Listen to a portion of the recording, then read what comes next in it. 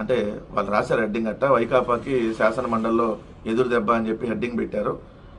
ఈ దెబ్బతో 6కు చేరినాయి అంట రాజీనామాలు. ఈ దెబ్బతో ప్రధాని మోడీతోనే మైనార్టీల భవిష్యత్తుకు భరోసా ఉందని చెప్పి జకియా డిప్యూటీ చైర్పర్సన్ జకియా ఎవరైతే బీజేపీలో జాయిన్ అయ్యారో ఎమ్మెల్సీ ఆమె వ్యాఖ్యానించారని చెప్పి రాశారు.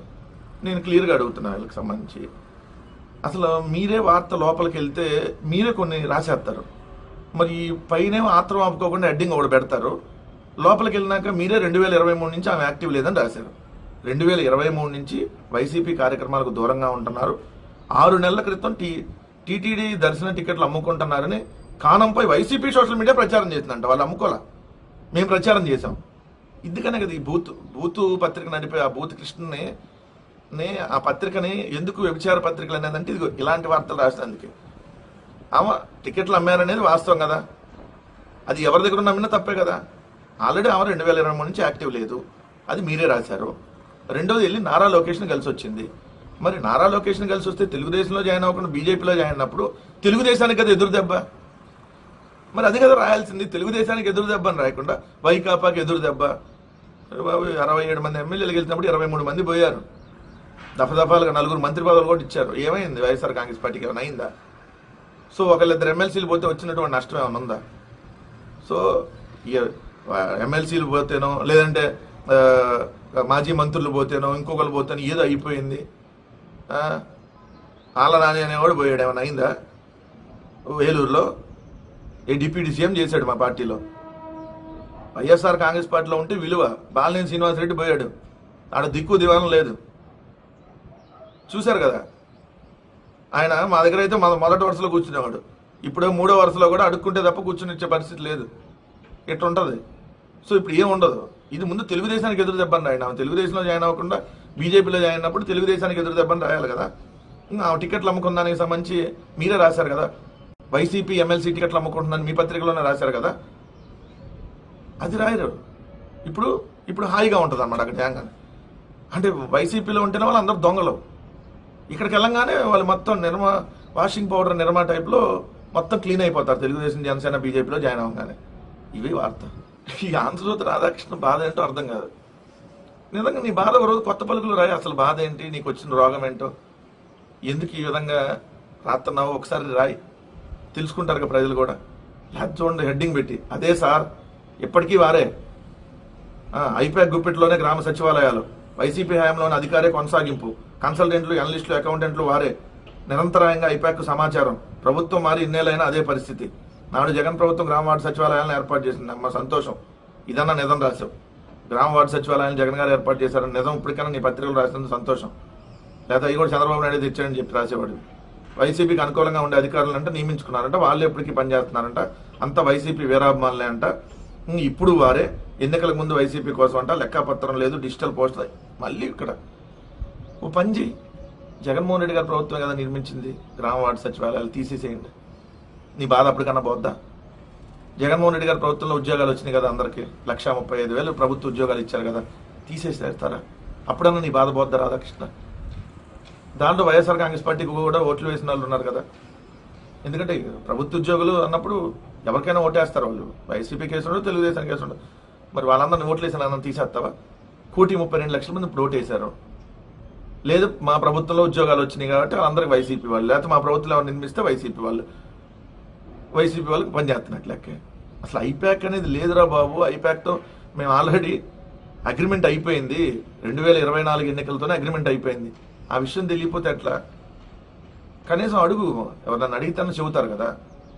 నువ్వు బాత్రూమ్ బెడ్రూమ్లో దొరకకుండా కనీసం ఎవరికైనా ఫోన్ చేసి తెలుసుకో ఇన్ఫర్మేషన్, ఐపాక్ ఉందా లేదా అని. ఐపాక్ అంటే అన్ని ఐపాక్ జారేస్తున్నారంట. అసలు ఐపాకే లేదురా బాబు. ఇప్పుడు మేము ఆంధ్రప్రదేశ్లో లేదు, మేము వైఎస్ఆర్ కాంగ్రెస్ పార్టీకి పనిచేయట్లా. కనీసం తెలుసుకొని రాయ్. రోజు ఈ పిచ్చి వార్తలు, నీ బాధ ఏందో చెప్పు, దానికి మందు మేమన్నా వేస్తాం వచ్చి. ఏమన్నా సూదులు పొడిచేది కావాలా, లేదంటే ఏమన్నా బిల్లలు మింగేది కావాలో చెప్తే, నీ బాధ ఏందో చెప్తే ఆ రోగానికి ట్రీట్మెంట్ అన్నా ఇస్తాం మేము. ఇట్లాంటి రాయకుండా ఉంటాం. మనం ఆ 2 పత్రికల్ని ఉగ్రవాద పత్రికలు, టెర్రరిస్ట్ పత్రికలు, విష పత్రికలను ఎందుకంటామంటే, ఇది కాగ్ రిపోర్ట్ అండి. ఈ కాగ్ రిపోర్ట్ని ఫ్రంట్ పేజీలో వేసి మళ్ళీ లోపల పేజీలో దాన్ని కవర్ చేస్తూ పెద్ద వార్త రాయాలి. అదే జగన్మోహన్ రెడ్డి గారి ప్రభుత్వం అటెండ్ రాసేవాళ్ళు. ఏది ఏమి జరగకపోయినా జరిగిందని చెప్పి అక్కడ ఏదో ఒక పాయింట్ 10 అంశాల్లో ఒక అంశం ఏదన్నా ఉందనుకోండి, దాన్ని పట్టుకొని అసలు ఏదో జరిగిపోయిందని రాసేవాళ్ళు. ఇక్కడ చూడండి అసలు ఎంత పెద్ద వార్తని ఎలా నెగ్లెక్ట్ చేస్తూ వాళ్ళు రాశారంటానికి 2024-25లో 1,68,443 కోట్లు రాబడి వచ్చిందని రాశారు. అంటే చూసే వాళ్ళకి అమ్మో చంద్రబాబు నాయుడు గారి ప్రభుత్వంలో 1,68,000 కోట్లు రాష్ట్ర ప్రభుత్వానికి ఆదాయం వచ్చేసింది అనుకుంటారు చూసేవాళ్ళు. ఇది కాగిచ్చినటువంటి రిపోర్టు. అప్పులేమో 81,000 కోట్లు చేస్తే దానికి ఏం రాశారంటే 81,617 కోట్లు రుణాలు సమీకరించారంట. అవి అప్పులు కాదు. అంటే తెలియదు కదా చాలా మందికి ఆ తెలుగు, అంటే మనకి తెలియదు అంతగా. 4 సార్లు రుణాలు సమీకరించారు అనే దానికి అప్పులు తీసుకొచ్చారు దానికి ఎంత తేడా ఉంది చూడండి. అసలు వాస్తవం ఏంటి? కాగిచ్చినటువంటి రిపోర్ట్లో అప్పు తప్ప అసలు ఏమీ చేయలేదు ఈ రాష్ట్ర ప్రభుత్వం, తిరోగమనం దిశగా ఉందనేది కాగి రిపోర్టు. దాంట్లో మీరు చూస్తే రెవెన్యూ రాబడిలో జగన్మోహన్ రెడ్డి గారి ప్రభుత్వంలో 1,73,963 కోట్లు వస్తే అది ఇప్పుడు తగ్గి 1,68,443 కోట్లు తగ్గింది. అంటే 5,520 కోట్లు తగ్గింది. స్టాంప్ అండ్ రిజిస్ట్రేషన్ ఆదాయం 9,542 కోట్ల నుంచి 8,837 కోట్లు పడిపోయింది. అమ్మకం పన్ను 18,475 కోట్ల నుంచి 17,422 కోట్లు పడిపోయింది. పన్నేతర ఆదాయం 7,633 కోట్ల నుంచి 6,790 కోట్లు పడిపోయింది. 6,790 కోట్లు. కేంద్ర గ్రాంట్లు తగ్గిపోయినాయి గణనీయంగా. మళ్ళీ వీళ్ళు కేంద్రంలో అధికారంలో ఉంది వీళ్ళే. 34,000 కోట్లు గ్రాంట్ వస్తే అంతకుముందు ఇప్పుడు 20,000 కోట్లు. మూలధనం ఏం జగన్మోహన్ రెడ్డి గారి ప్రభుత్వం 23,589 కోట్లు ఖర్చు పెడితే ఇప్పుడు 19,176 కోట్లు. సామాజిక రంగం దాని మీద ఒక 5,000 కోట్లు తగ్గించి పెట్టారు. రెవెన్యూ లోటు గణనీయంగా పెరిగింది. రెవెన్యూ లోటు 37,000 కోట్ల నుంచి 57,000 కోట్లు అయింది. ద్రవ్య లోటు 61,000 కోట్ల నుంచి 81,000 కోట్లు. చూడండి, ఇది రాయాల్సింది. తిరోగమనం దిశగా ఆంధ్రప్రదేశ్ అని అడ్డింగ్ పెట్టి రాయకుండా ఏ విధంగా తప్పుదోవ పట్టిస్తా ఉన్నారో చూడండి. మంత్రి రామానాయుడు అలియాస్ డ్రామా ఆర్టిస్ట్ అనొచ్చు. అతను ఇచ్చినటువంటి స్టేట్మెంట్, రాష్ట్రాన్ని ఊడ్చేసి చిల్లికొండ చేతికి అయినా పనులు చేస్తున్నాం, తెస్తున్న డబ్బంతా జగన్ అప్పులకే.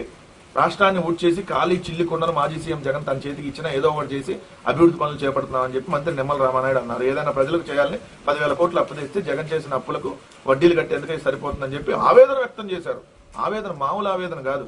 ఈ డ్రామా ఆర్టిస్టు నీకు 15, నీకు 15, నీకు 15, నీకు 18, నీకు 18, నీకు 18 కనపడిన ప్రతి ఒక్కరి దగ్గరికి వెళ్ళి మొత్తం గెలవటం కోసం ఏ విధంగా డ్రామాలు ఆడేవాడిని చూసాం కదా. ఇప్పుడు ఇంకా డ్రామాలను కొనసాగిస్తా ఉన్నాడు. ఏదో చేయలేనాడు, ఏదో వారం సామెతలు దయచేసి చెప్పొద్దు. ఆడలేక మధ్యలో ఓడిలాగా సంవత్సరం అయింది మీరు అధికారంలోకి వచ్చి ఒక్కటంటే ఒక అభివృద్ధి కార్యక్రమం చేయాల, ఒక్క సంక్షేమ పథకం వల్ల జగన్మోహన్ రెడ్డి గారు ఇచ్చినటువంటి పథకాలన్నింటినీ ఆపేశారు. 1,62,000 కోట్లు ఇప్పటికి అప్పు తెచ్చారు. ఏం చేశారో తెలియదు. ఒక్కటంటే ఒక కార్యక్రమం చేపట్ల. మేము చిల్లికొండ ఇచ్చామా? మీకు 7,000 కోట్ల రూపాయల ఖజానాలు డబ్బులు పెట్టి వెళ్ళాం. మీరున్నప్పుడు మాకు బొచ్చిచ్చి వెళ్ళారు. 100 కోట్ల రూపాయలు బొచ్చ, పెద్ద బొచ్చ, దాంట్లో 100 కోట్ల డబ్బులు. మేము మీకు పెద్ద గంగాలం ఇచ్చి దాంట్లో 7,000 కోట్ల డబ్బులు ఇచ్చి వెళ్ళాం. మీరు 100 కోట్ల రూపాయలు ఇస్తే మేము తెల్లారి శాలరీలు ఇవ్వాలి. మీ పత్రిక రాసింది, ఆ బోకనాడు పత్రిక. ఏ విధంగా జగన్మోహన్ రెడ్డి గారు సంక్షేమ పథకాలు అమలు చేస్తాడు, పొద్దున్న శాలరీలు ఎట్టెత్తాడో చూద్దాం, ఇంకా అప్పులు కూడా పుట్టమని చెప్పి యనమల రామకృష్ణ ఆ రోజు మాట్లాడారు. మీరు ఇచ్చెళ్ళింది చిల్లికొండ. ఇప్పుడు కూడా చూస్తే 1,62,000 కోట్లు అప్పు చేసి ఏం చేశారు మీరు? జగన్మోహన్ రెడ్డి గారు తెచ్చిన అప్పులకు వడ్డీ కడుతున్నారా? జగన్మోహన్ రెడ్డి గారు చేసిన అప్పు కేవలం 3,30,000 కోట్లు మాత్రమే 5 ఏళ్లలో. కానీ మీరు చేసిన అప్పు ఈ 11 నెలల్లోనే మీరు 1,65,000 కోట్లు అప్పు చేశారు. జగన్మోహన్ రెడ్డి గారి ప్రభుత్వం 1,93,000 కోట్లు అసలు వడ్డీ చెల్లించింది. 2,75,000 కోట్లు డీబీటీ ద్వారా నేరుగా ప్రజలకు అందించింది. గ్రామ సచివాలయం, రైతు భరోసా కేంద్రం, హెల్త్ క్లినిక్, డిజిటల్ లైబ్రరీ గ్రామాన, అదేవిధంగా 17 మెడికల్ కాలేజీలు, నాడు నేడులో భాగంగా స్కూళ్లు బాగు చేసిన కార్యక్రమం, 4 పోర్టులు, 10 ఫిషింగ్ హార్బర్, ఫిష్ స్టాండ్ సెంటర్లు. మీరు ఏం చేశారు చెప్పండి? జగన్మోహన్ రెడ్డి గారి మీద పడి ఏడవటం తప్ప మీరేమైనా చేశారా? ఇప్పటికైనా ఏడుపు గొట్టు వార్తలు ఆపేసి చేత కాకపోతే రాజీనామా చేసి తప్పుకోండి. సిగ్గు శరం ఏమన్నా కొంచెమన్నా మీకుంటే అంతే తప్ప ప్రతిరోజు ఇలా అబద్ధాలని